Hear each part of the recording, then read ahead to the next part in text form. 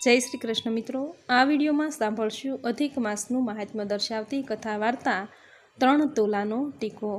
मित्रों, अधिक मास में नित्य कथा अने अध्याय सांभळवानो महिमा छे। अधिक मास के जेने पुरुषोत्तम मास कहेवामां आवे छे। आ महीना में भगवान पुरुषोत्तम रायनी पूजा, भक्ति, स्तुति, कीर्तन अने कालावाला करी प्रभुने प्रसन्न कराय छे।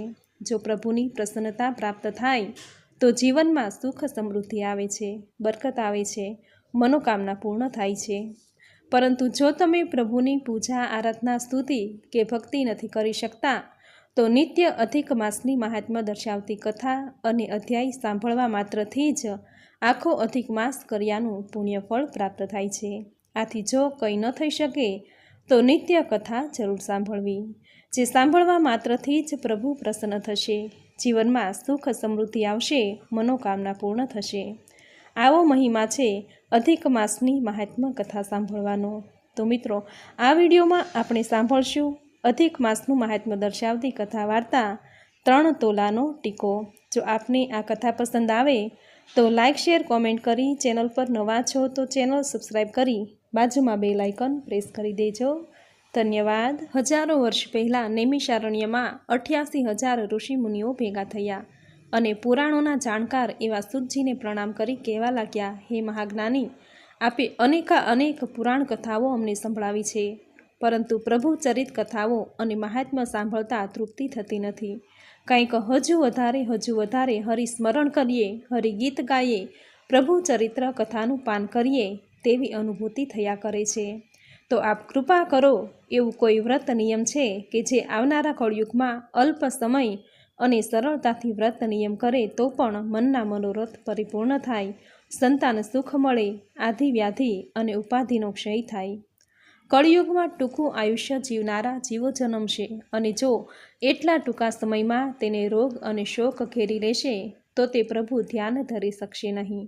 आम ऋषि मुनिओना लोक कल्याण अर्थे पूछायेला प्रश्नथी महाज्ञानी सूतजी कहेवा लाग्या, हे मुनि श्रेष्ठो सांभळो, एक समये हूँ गंगा किनारे कांठे फरतो फरतो गयो। त्यां राजा परीक्षितनी शंकानुं समाधान करता सुखदेवजी बेठा छे, बीजा पण ऋषि मुनिओ सांभळी रह्या छे। त्यारे शौनक ऋषिनो प्रश्न सांभळी सुखदेवजीए जे कह्युं ते हूँ तमने संभळावुं। भगवान नारायण ने नारद मुनिए पूछ्યું, प्रभु, मृत्युलोकना परिभ्रमणमां मैं जोयुं तो मनुष्यो अत्यंत दुख पामी रह्या छे, तेमना दुख दारिद्र्यनो क्षय थाय तेवुं कोई व्रत होय तो मने संभळावो। आम भगवान नारायणे पावन पुरुषोत्तम मासनी कथा संभळावी छे, महिमा कह्यो छे अने तेमे आपने ए कथा संभळावी छे। पछी व्रतनो प्रभाव अने फळनो महिमा कहेता एक कथा संभळावी छे के रामपुर नामे एक गाममां नामदेव नामनो एक ब्राह्मण રહેતો હતો। पत्नीનું नाम लक्ष्मी હતું। ब्राह्मण खूब निर्धन હતો, परंतु तेना घरमां तेनी स्त्री पतिव्रता, धर्मपरायण अने प्रभु भक्तिमां राचनारी, भाविक, भावनाशील स्त्री हती। स्त्रीने मन संतान ए सर्वश्रेष्ठ सुख होय छे। लक्ष्मीने संतान सुख प्राप्त थयुं न हतुं, तेथी ते अने नामदेव उदास રહેતા। तेवामां तेमने त्यां एक संत पधार्या अने एमना मुखे भगवान पुरुषोत्तम मासना व्रतनी कथा सांभળી। भगवाननी कृपाथी आ व्रत करनारना सर्वे मनोरथ सिद्ध थाय छे एवुं सांभળી लक्ष्मीए अधिक मास नहावानो मनथी संकल्प कर्यो। पावन पुरुषोत्तम मास आवता ज प्रथम दिवसथी ज लक्ष्मी नदी स्नान करवा लागी। स्नान, ध्यान, सेवा, पूजा करी कथा वार्ता सांभળી आखोय मास भगवान पुरुषोत्तम राय उपर श्रद्धा अने विश्वास राखी उपवास कर्या। अधिक मास पूरो थये शक्ति प्रमाणे उजवणुं कर्युं अने एथी तेने त्यां समय जता देवरूप कन्यानो जन्म थयो अने लक्ष्मीनी इच्छा पुरुषोत्तम भगवाने पूरी करी। कन्या 1 मासनी थई अने लक्ष्मीए बीजा दिवसे जोयुं तो दीकरीना कपाळमां जगमग जगमग चांदलो जगमगे छे। लक्ष्मीए बराबर धारीने जोयुं तो चांदलो साव सोनानो लाग्यो। नामदेवने बोलावी लावी छे अने चांदलो बतावता बोली के साव सोनानो हाथ लगावता ज दीकरीना कपाळेथी चांदलो खरी पड्यो। नामदेवे तो सोनीने त्यां जई बताव्यो। सोनानो छे जाणता ज तेनी किंमत करावी घेरे આવ્યો। नामदेव अने लक्ष्मीने व्रतना फळना प्रभावे दीकरीना कपाळेथी रोज 3 वालनो टीको मळवा लाग्यो। धीरे धीरे नामदेव समृद्ध थवा लाग्या, परंतु धनिक बनता तो नामदेवनुं अभिमान વધતું ગયું લક્ષ્મી સમજાવે છે, પણ કોઈ પરિણામ આવતું નથી. વર્ષો જતાં દીકરી ઉંમરલાયક થઈ છે.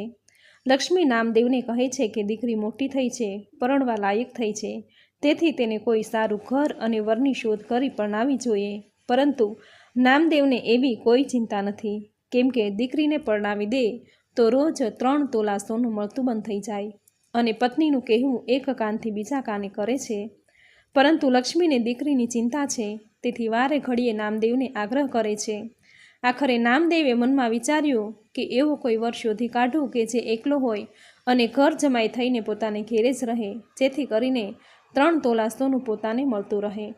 આમ વિચારી પોતાના સેવકને બધી વાત સમજાવી મૂર્તિયાને શોધમાં મોકલ્યો. લક્ષ્મીને આનંદ થયો છે, પરંતુ ભોળી સ્ત્રીને નામદેવની મુરાદની ખબર નથી. એને તો થયું કે હવે દીકરીના લગ્ન થશે અને કન્યાદાન જેવા મહાપુણ્યની પોતે અધિકારી થશે. પેલો સેવક ફરતો ફરતો શ્યામપુર નામના ગામમાં આવ્યો. ત્યાં પૂછપરછ કરતા નામદેવે કહ્યું એ પ્રમાણે એક બ્રાહ્મણ યુવક જોયો, જેનું નામ જયદત્ત હતું. સેવકે પેલા બ્રાહ્મણ યુવાનને બધી વાત કરી અને પોતાની સાથે લઈને નામદેવ પાસે આવ્યો. નામદેવની ખુશીનો પાર નથી. જોઈ તો વર મળી ગયો, પછી તો દીકરીના લગ્ન કર્યા છે. આમ દીકરી જમાઈ નામદેવ અને લક્ષ્મીના ઘરે જ રહેવા લાગ્યા. પરંતુ જયદત્તને આ યોગ્ય લાગતું નથી.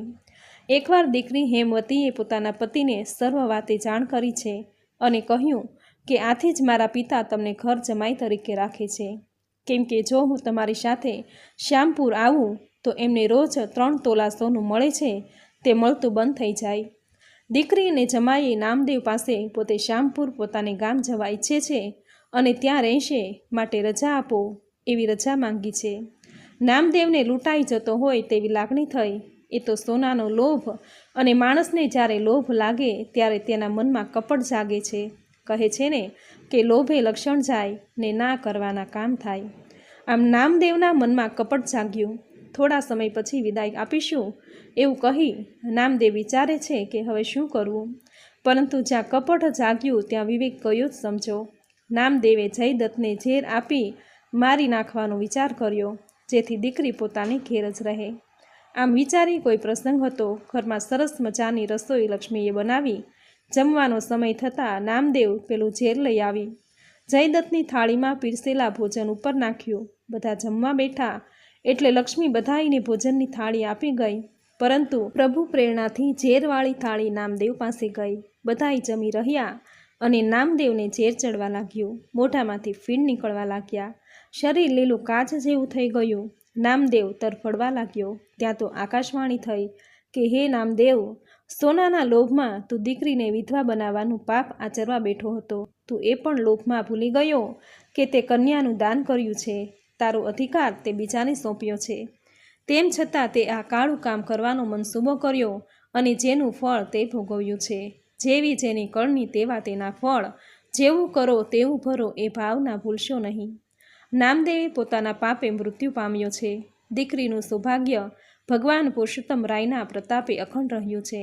પછી તો લક્ષ્મીએ દીકરી અને જમાઈને અશ્રુભીની આંખે વિદાય આપી છે. ખૂબ કર્યાવર આપી દીકરીને આશીર્વાદ આપ્યા છે. આમ હે શૌનક ઋષિ, ભગવાન પુરુષોત્તમ રાયનું વ્રત કરવાથી લક્ષ્મીની મનોકામના પૂર્ણ થઈ છે. સુખદેવજીના મુખેથી ભગવાન પુરુષોત્તમ રાયના વ્રતનો મહિમા સાંભળી શૌનક ઋષિને હર્ષ થયો છે. જય જય પુરુષોત્તમ રાય. દીકરી જમાઈને અને લક્ષ્મીને ફળ્યા તેવા સૌને ફળજો. વ્રત કરનારને, વ્રતની કથા વાંચનારને, સાંભળનારને, કહેનારને સૌને ફળજો. સૌની મનોકામના પૂર્ણ કરજો. જય પુરુષોત્તમ રાય. તો મિત્રો, આપણે સાંભળી અધિક માસનું મહાત્મ્ય દર્શાવતી કથા વાર્તા 3 તોલાનો ટીકો. ખૂબ જ સુંદર વાર્તા તમે પૂરી શ્રદ્ધાથી સાંભળી, જે સાંભળવી તમને જરૂર ગમી હશે.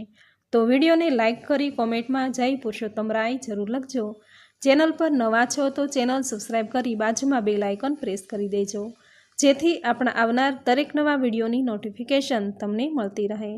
તો ફરી મળીશું આવી જ નવી ધાર્મિક માહિતી, નવી ધાર્મિક કથા સાથે. ત્યાં સુધી આપ સૌને મારા જય શ્રી કૃષ્ણ.